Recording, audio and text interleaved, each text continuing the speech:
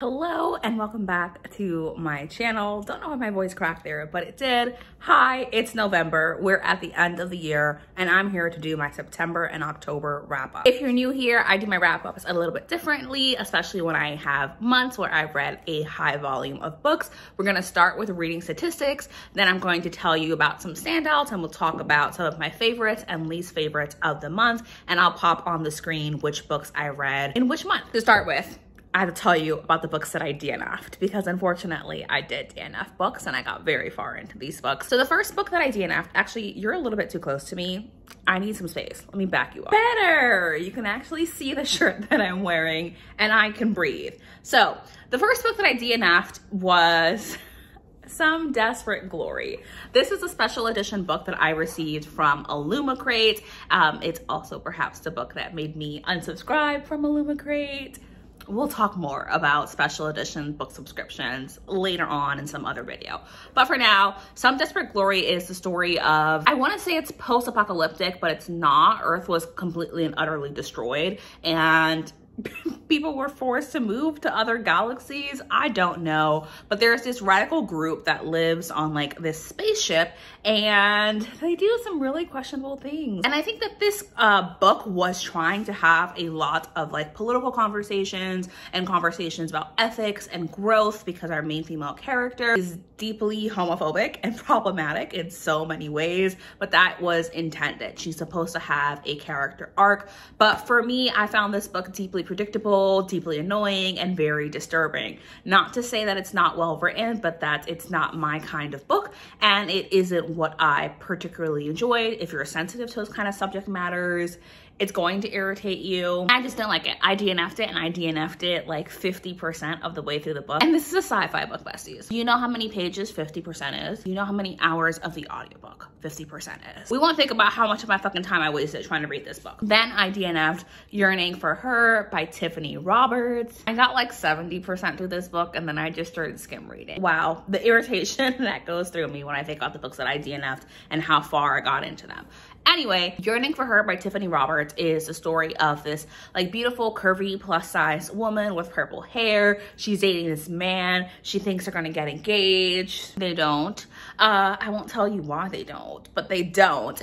And she ends up meeting this like fae creature. She has no idea that he's fae. She just thinks that like that's a beautiful, sexy man. And they have a one-night stand. Turns out she's his mate and he is an incubus. That should sound like my thing. And for a good chunk of the story, it was my thing. But then we got very disturbing. I'm gonna warn you right now, sexual assault on page throughout the story, lots of questionable consent. And I read the spoilers and I know what happens in the end and just like the sexual violence. I wanted light, fluffy fairy porn and instead I got a whole ton of sexual assault scenes. So I DNF'd it. And the other book I DNF'd was The Sun and the Void, another special edition from Illumicrate. I'm not saying anything, but you can read between the lines. There is nothing wrong with The Sun and the Void. It's the story of this like alternate reality where fae creatures exist. I think geographically, it's inspired by like Central and South America. And there's a deeper message in there, but honestly, I only got 5 chapters in, which is still about like 60 or 70 pages into the story before I DNF'd it. And I DNF'd it because I decided that I just was not in a fantasy mood. The reviews weren't very good and I truly just didn't care. So DNF'd that too. With the DNFs out of the way, we can talk about statistics. Throughout the months of September and October, I read 26 books. Of those books, let's start with star ratings. I gave 3 books 5 stars. I gave 9 books 4 stars. I gave 11 books 3 stars. I gave 3 books 2 stars, and I didn't give out any 1 stars, which like a win is a win, but technically some of those DNFs, if I was a pettier bitch, I would have given them 1 star, but I'm not, so I didn't. I don't know, I feel like pretty meh. I feel like most of the books that I read were in the middle with a good number of them in that 3 to 4 star category, which is fine. I wanted more 5-star reads, but sometimes that's just how it is. Of the 26 books that I read 11 of those books in September, and I had all 3 books that I DNF'd in September. So September wasn't a great reading month, which is why I didn't talk about it in September. And I read 15 books in October. It will be no surprise to you what the genre split is for the books that I read, because obviously October is Halloween. So like, hello, there was very obviously a genre that I was reading. I read 7 books that were considered fantasy romances in my mind. Yes, that does also include the monster romances. I read 15 horror books. Yeah.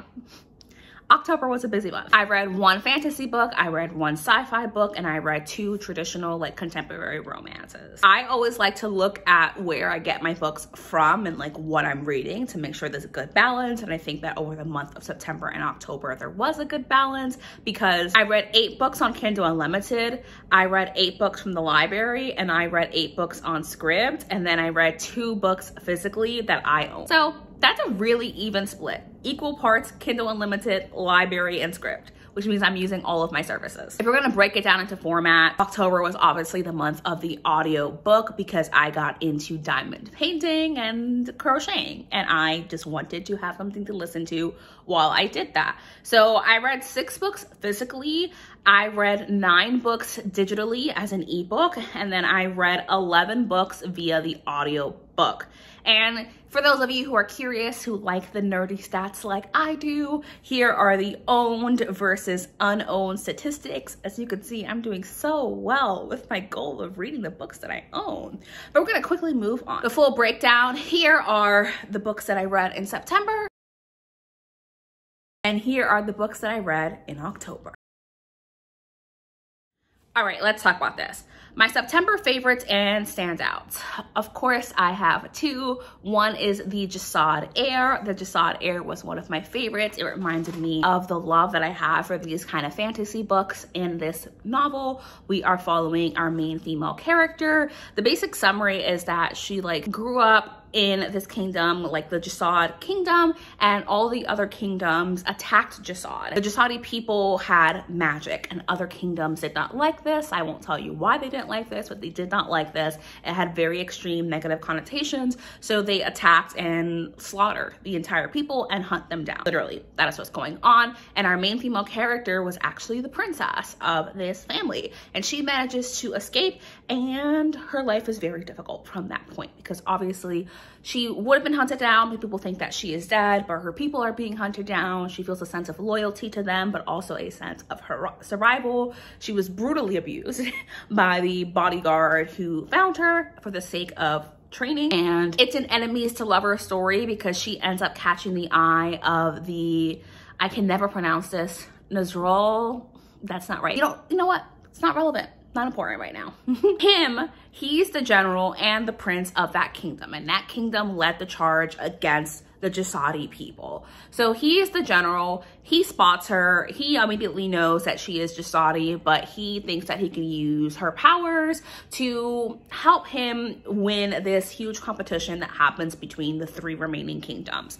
She agrees, even though she feels it's a very deep betrayal. I'm not gonna go too much further into the summary, because quite honestly, I wouldn't do it justice. Just know that it is enemies to lovers. It is high fantasy. I love the magic, and you all know I love a badass female main character. So of course I loved this book. The other standout to me was actually a surprise. I read the Dollhouse Murders on a whim after I saw it on Gavin's channel, and I was like, yeah, you know what? That sounds great. It sounds like something that I could enjoy and nourish the spirit of my inner child with. That's weird, but it is what I was thinking, so that is what it is. So in the Dollhouse Murders, we are following a young girl who is feeling a lot of frustration within her family. Her sister has special needs that she plays a huge part in helping her with, and she feels like she is struggling in her life and being forced to be a caretaker for her younger sister when really she just wants to be a child. She gets into this huge fight and argument with her parents, and they agree that she can go take some space to herself to go live with her aunt, her father's sister. She does go live with her aunt, and she finds this dollhouse in the attic, and she thinks it's the most beautiful thing ever. However, this house that they live in, that her aunt is renovating, is the house that her aunt's grandparents, so her great grandparents, were murdered in. And the dollhouse reenacts that murder with the dolls, and it leads to this whole mystery of her trying to figure out exactly what happened to her grandparents, why the dollhouse is doing this, and who killed her grandparents, and who killed her great-grandparents, not her grandparents, her great-grandparents, because it was never solved. There's suspicions of who it was, but it was never solved. I thought this was actually a really enjoyable story. Of course, it was written in the 80s, so the language is very dated and uses language that we would not view as acceptable right now, especially around our main character's little sister. And I didn't particularly enjoy that, but I understood in the context of the timeline of the 80s, like why that language would have been used. Not to say that I think it was acceptable to be used then, but just it dates itself. I still really enjoyed the story and I had a great time with it, and I think it's a very solid middle grade horror. And even some of the themes and elements being explored, like the brutal murder and massacre of her great grandparents, and the entire book being surrounded by that mystery, as well as the complexity of our character's emotions and feelings, and how she is struggling with caring for and loving her sister while still trying to find space and time in her own life to hang out with her friends and do things without her sister. For my October favorites and standout, I have 3, and I'm gonna have to gloss over 2 because they're part of a video that you won't be seeing until mid-November, so I don't want to spoil too much about how I feel about it. But it will be no surprise to you that Darcy Coates appears on this list twice. My first standout was Hunted by Darcy Coates, which is the story of Eileen, which by the way is my sister's name. So I found that really disturbing as I was reading this because I kept, of course, hearing the name Eileen, and I would automatically think of my sister.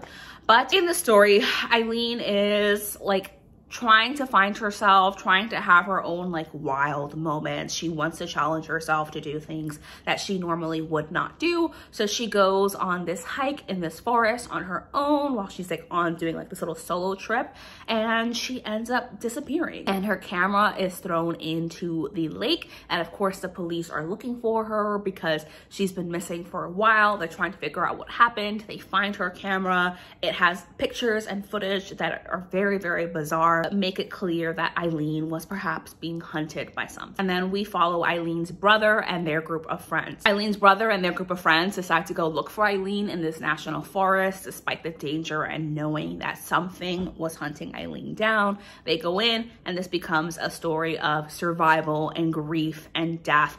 And let me tell you, it was one of the goriest Darcy Coates books that I've ever read. If you've read Darcy Coates and you just dip your toes in here and there, you're relatively used to most characters being fine. The characters are not fine in this. And that's all I'm gonna say about that. And I read The Whispering Dead by Darcy Coates, and of course this is also a standout and a favorite for the month. The Whispering Dead is part of a series. I believe she has 2 series. One that starts with Voices in the Snow, and of course we have like the Whispering Dead series. And I don't remember the show name of like the show that was in like the 2000s or something. Ghost Whisperer? I'm picturing Jessica Alba for some reason. Don't know. Anyway, in this story we're following our main character, whose name I already forgot, which is shameful because I'm reading the sequel right now. Anyway, our main character, Kira, that's her name. She wakes up in the forest knowing that she's being hunted down by like men who have these dogs, but she has no memories at all. She does not understand like what's going on or why she's being chased. She just knows that she has to keep running and she's in danger. She cannot trust the men who are looking for her. So she runs and runs and runs. So she finds this kind of like cottage on these church grounds, and she begs them to let them in. She finds a pastor, he lets her in. It becomes the story of her survival in this town, and she finds out that she can see ghosts. How does she find this out? Because Adage, the pastor who let her in, offers her the cottage on the grave grounds, and she takes it and she realizes that she can see ghosts, and it becomes her trying to solve the mystery of this ghost and this spirit who won't leave her alone and who cannot pass on. So she's trying to find out why this spirit is bound to Earth. I would say when you think of Darcy Coates and you think of like cozy horror, this series is cozy horror. I really loved it. I really enjoyed it. It gives me all the energy of like Scooby-Doo and Charmed and the Ghost Whisperer, just all put together. Not that I ever saw The Ghost Whisperer, but I'm assuming it's cozy. And of course, I did my massive Junji Ito reading vlog, that almost 2-hour long video where I read a few of Junji Ito's most notable work, very much missing Tomi, which is my bad, besties, but like, I'm gonna get to Tomi at some point. But Shiver is a collection of short horror stories, and upon reflection, I do consider this one of my favorites of the month because I really enjoyed the creativity of all of the short stories within this collection, and some of the stories really do stand out for me where I was just like, ew, that's literally disgusting. And listen, if you watch the video, you know exactly what scene I'm talking about. And so we come to my not so favorite part of the video, and that's my most disappointing. Despite September and October being like pretty mid months, I did have a book that I found deeply disappointing. I'm not talking about the DNFs here, a book that I actually read, and I'm so sorry to tell you all, but The Nanny by Lana Ferguson. I was so excited for this book. You all know, excuse me, you all know that I was so excited for this book, and I did get it from my library, which is great as I didn't pay for it. I wanted to love this, and there were definitely a lot of things to love. If you don't know, the basic premise is that we are following a girl who used to have an OnlyFans. She deactivated her OnlyFans, and she's now looking for like a job to help pay the rest of her. She's a physical therapist, so she's like trying to pay off the rest of her class tuition fees, and she sees this ad to become the nanny to this chef and his daughter. But the driving premise here is that he was her biggest OnlyFans. Yep, they had lots of sexy time chats on OnlyFans, which is why I wanted to read this. I was like, hell yeah, we love a like sex positive, sex worker based stories. Like, I want to read it. It was mostly sex, and while I do enjoy a good sexy scene, it was so much sex that I could not fathom that these two characters had any chemistry at all that wasn't just physical. I wanted to see them fall in love, and we did not see them fall in love. We saw them fuck, but I think that they would struggle to tell you two things about the other person. I genuinely do. The whole idea that he was her biggest OnlyFan and doesn't know that because she wore a mask, you think would have been like a bigger central issue in this story, would have served a bigger purpose. It doesn't. You could take that out and you would still have the exact same story. Oh, and the weirdest. Sometimes when I tell you about the weird ass books that I read, I feel like I'm signing up to roast myself. But I'm gonna tell you about the weird ass books that I read in October. I read Stuffed by Sylvia Morrow. Yeah, I did read Stuffed. Stuffed, as you can see from the cover, is a story about a pillow that comes to life and becomes the dream man. I don't think it's a man because he's still a pillow the whole time, just so you know. Spoilers, but like, he's a pillow to this woman, and they have sex. It's a novella. It's like 60 pages, something like that. It's not super long. It was surprisingly sweet, but of course I have to put it in one of the weirdest books that I read this month. And I read these kind of books for the shits and giggles. You all know I love a weird title. I like to laugh. The second weirdest book I read this month, which is monster romance, but it's weird for other reasons, is Monster Island by Beatrix Hollow. Also a novella, very short. Again, I think it's something like 60 to 80 pages. But Monster Island, okay, how to describe this to you?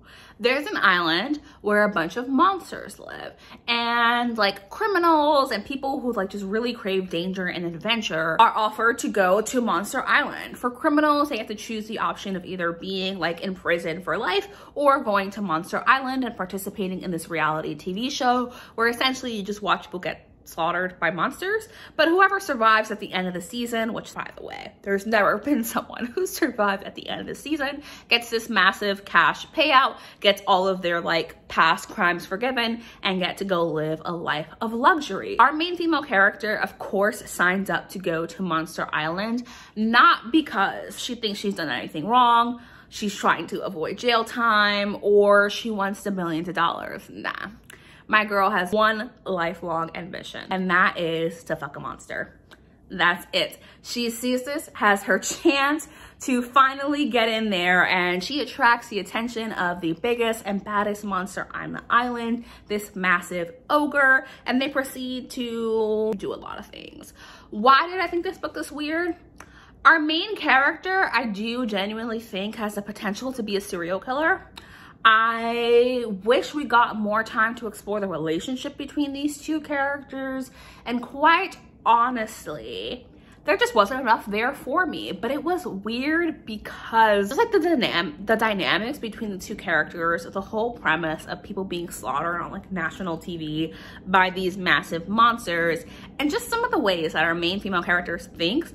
Not that I think that it's, I don't know how to describe it. Like, I wouldn't say it was necessarily problematic. She was just very much a cold character who is willing to slaughter anyone and anyone who gets in her way. And I love a badass female character, but perhaps it was a little bit too far for me, or not far enough. I wanted more motivation. Ultimately, these characters just felt two-dimensional. And so, besties, that is the end of this video. Those are all 26 books that I read throughout the months of September and October. It's safe to say that I am hella fucking burnt out on the horror books. So I'm gonna quickly move on to holiday romances for all of the fun and cozy times. I hope that you enjoyed this video as always. Please make sure to subscribe before you leave because it really supports me and my channel. And I'm gonna see you in my next video next Sunday because I post every single Sunday, as you know. Bye!